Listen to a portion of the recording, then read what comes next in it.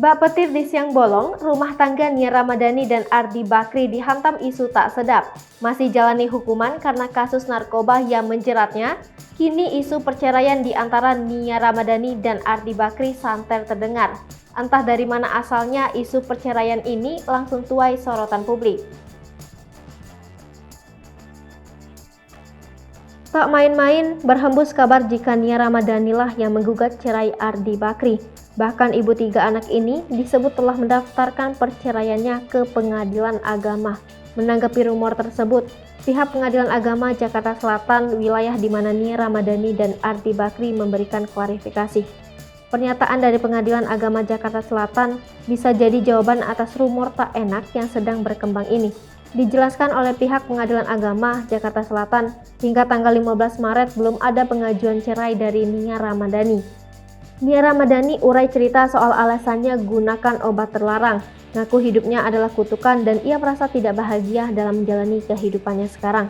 Bahkan artis cantik yang satu ini juga membahas bagaimana terpuruknya ia kehilangan sosok sang ayah.